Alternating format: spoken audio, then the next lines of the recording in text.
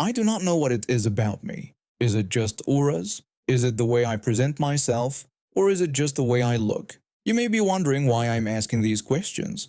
Apparently, I am a magnet for entitled women in the wild and at my place of work. Due to my life as a graveyard shift employee at a hotel, my mornings are usually spent shopping for supplies to keep my aging 38-year-old butt from going insane and hungry. 2 months ago, I had what we in the hospitality business call a typical night. We never use the word quiet because it jinxes everything. No major issues. Everybody checked in with no hiccups. Essentially, an average normal night. In the morning, I decided to go to my local bullseye store for supplies. Unfortunately, my usual wall of marts was out of the supplies I needed.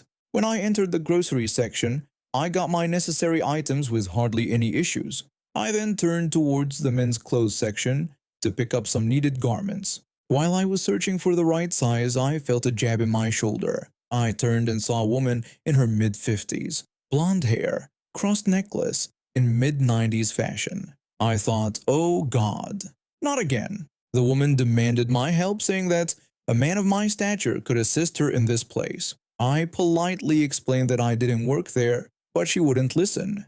She told me not to give her lip and to just do what I was hired for. When I tried to explain again, she grabbed my shirt and ordered me to be a good manager and help her.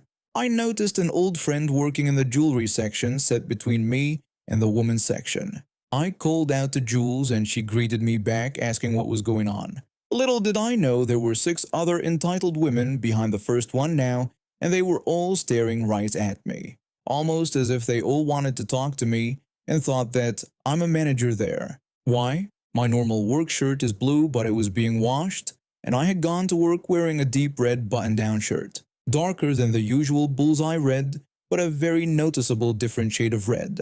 I smiled at Jules and decided on a genius plan. Jules knows that I have a mischievous streak and plays along. I asked Jules if she could help me with a demonstration. The woman was confused and demanded to know what I meant, insisting that I just help her and calling me a dumb manager. Jules tried to calm her down, assuring her that I had a reason. The group of entitled women put their hands on their hips and carefully watched as I stepped next to Jules. I asked them all to take a good look, pointing out that I was a man and Jules was a woman. The first woman stated that this was obvious. I then asked them to look at my shirt compared to Jules's, explaining that hers was a standard bullseye uniform while mine clearly wasn't, and my name tag showed a different business. I asked what they could conclude from this demonstration. The woman, now realizing her mistake, asked if I was a manager. Jules corrected her, saying that the man behind them was the manager, not me. All of the 7 entitled women turned around and saw the incredibly well-built mountain of a manager wearing the same color shirt as Jules. The manager asked if they would have to repeat the incident again, wondering if they had already forgotten what happened last time. Little did I know, this wasn't their first offense. The women then apologized to me for assuming that I am an employee and quickly dispersed. Jules joked that she might have to question her friendship with me, not wanting the curse of the entitled women to rub off on her. I laughed it off, telling her this wasn't the first time this had happened to me. Jules said she believed it, suggesting that something about me just screamed I work here even when I didn't. I complained about how ridiculous it was, pointing out my wrong-colored shirt, hotel name tag, and obvious exhaustion from working all night. Jules suggested it might be because I looked too helpful with a permanent customer service face. I admitted that 15 years in hospitality would do that to a person. The manager approached us still looking intimidating despite his friendly demeanor. He apologized for the incident, explaining that those ladies had been trouble for months, coming in as a group to harass any man they thought worked there. When I asked about what had happened last time, he explained that 2 of them had tried to get a male employee fired for not letting them skip the checkout line, requiring security to escort them out. He had warned them they'd be banned if they caused more trouble. Jules commented that it looked like they might be banned now, and the manager confirmed they definitely were, having already texted security who were waiting at the exits. I finished my shopping without further incidents, but while loading my car I saw the group of women being confronted by security in the parking lot. They were gesturing wildly and pointing toward the store, clearly trying to spin a tale about being mistreated. One of them spotted me and pointed in my direction. I quickly waved to the security guard and silently mouthed that I didn't work there while pointing to my hotel name tag. The guard nodded and turned back to the women with renewed skepticism. When I drove away, I saw the manager handing what appeared to be trespass notices to each woman. It seems their days of harassing retail workers at this particular bullseye store were finally over. Still, I wondered why I was such a magnet for these types. Maybe it was my customer service face, as Jules suggested, or maybe I just had bad luck. Either way, I hope my next shopping trip would be entitled Women Free, though somehow I doubted it. After all, they always seemed to find me, no matter where I went. I'm a senior cloud engineer working for a tech company in the Netherlands. The working culture here is completely different from what you might see in places like the United States. We get generous vacation time, 32 days per year in my case, and employers actually encourage work-life balance. During the COVID pandemic, I barely took any vacation. There wasn't much point sitting at home when I was already working from home. Travel was restricted, socializing was limited, and honestly, having work gave me structure during those weird lockdown days. Plus, working from home was actually less stressful than being in the office. Fast forward to this year, and I discovered I had accumulated a massive amount of vacation time. 390 hours, almost 10 weeks.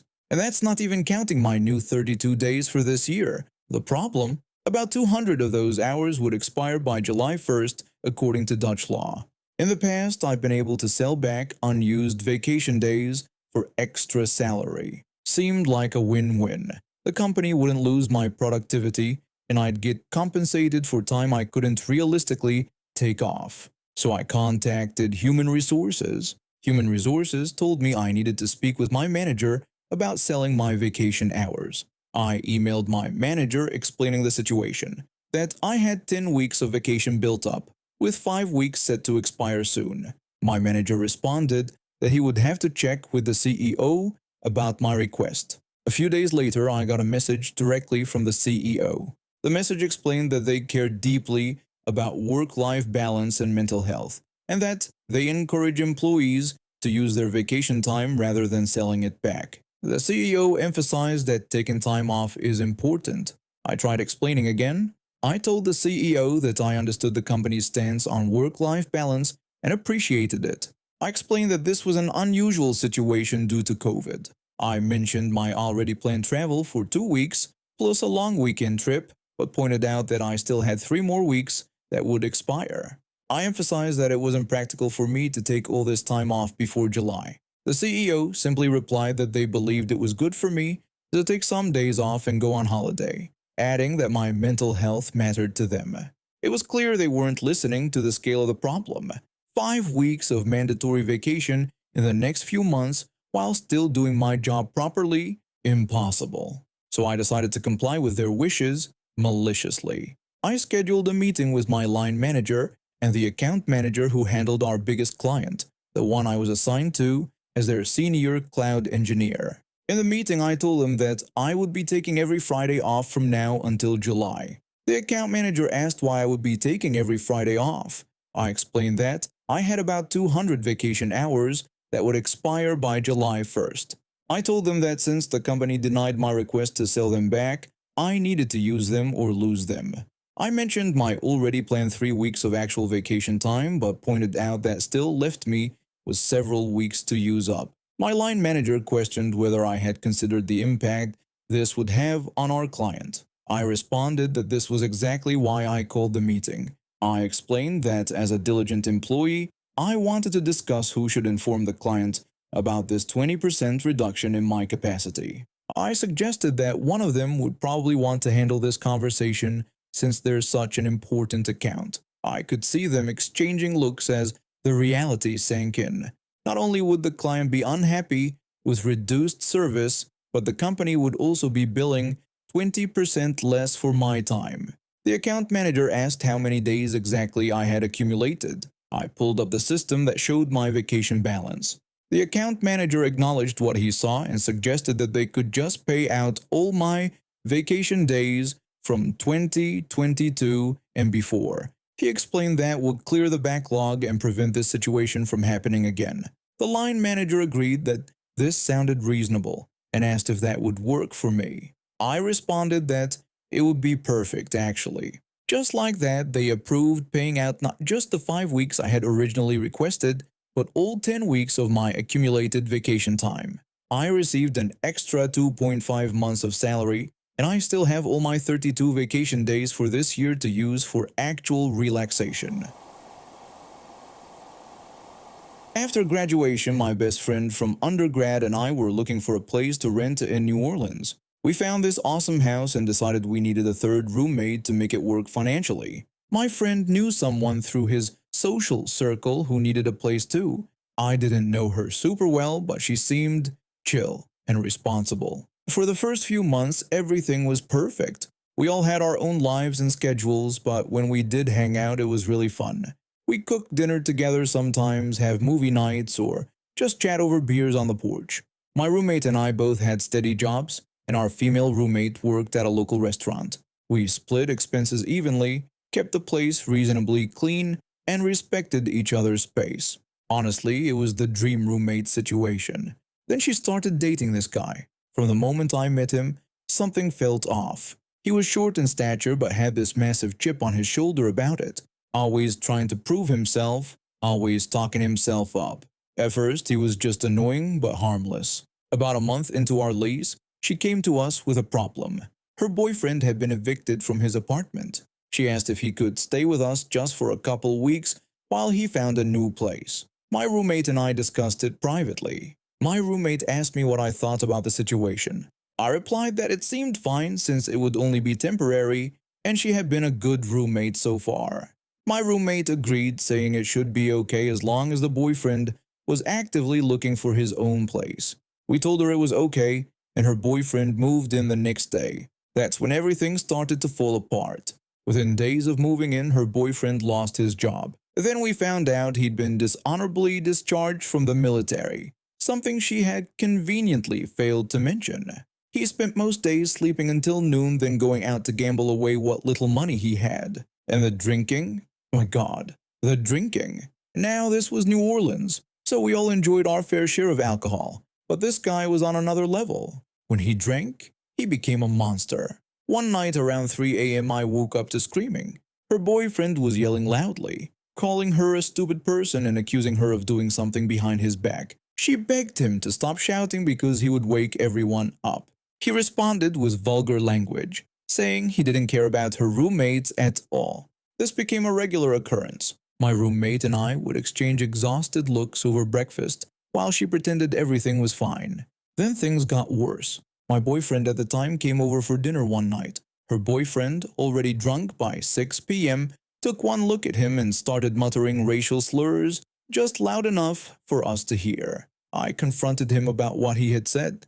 He denied saying anything, claiming he was just talking to himself. My boyfriend suggested we should eat somewhere else, but I refused to leave, saying it was my house too. The next week, my roommate's gaming system was mysteriously broken after her boyfriend had been using it. When confronted, he denied everything. Her boyfriend claimed the system was already broken and blamed my roommate for buying cheap equipment. My roommate insisted it had been working perfectly fine the day before her boyfriend used it. Her boyfriend dismissed the accusation, saying it wasn't his problem. The final straw came when I returned home from work to find the house filled with smoke. Her boyfriend had put a pot on the stove, turned the burner on high, and then passed out on the couch. If I had been 10 minutes later, the whole place might have caught fire. My roommate and I decided we needed to have a serious talk with her. We wrote down all our concerns so we could stay focused and not get emotional. I started the conversation by telling her we needed to discuss her boyfriend because the situation wasn't working out. She asked me what I meant. My roommate explained that her boyfriend had been there for 3 months without looking for a job or his own place and was being destructive, dangerous, and disrespectful. I reminded her that we had agreed his stay would be temporary and asked when he was planning to leave. She defended him, saying he was trying, but it wasn't easy to find a place. My roommate questioned if he was even looking since it didn't seem like it. She accused us of being unfair and not understanding his rough situation. I told her we did understand, but it was affecting our lives too and we couldn't keep living like that. She insisted he had nowhere else to go. My roommate said that wasn't our problem, and we never agreed to this arrangement. The conversation went nowhere. She defended him at every turn, making excuses for his behavior. There was no resolution, no timeline for when he would leave. To make matters worse, the next month she couldn't make rent. She claimed her boyfriend had borrowed most of her money. She asked if I could cover her portion, promising to pay me back with her next paycheck. I reluctantly agreed, feeling trapped. 3 days later, I saw on social media that she and her boyfriend had gone to a casino resort in Mississippi for the weekend with my rent money.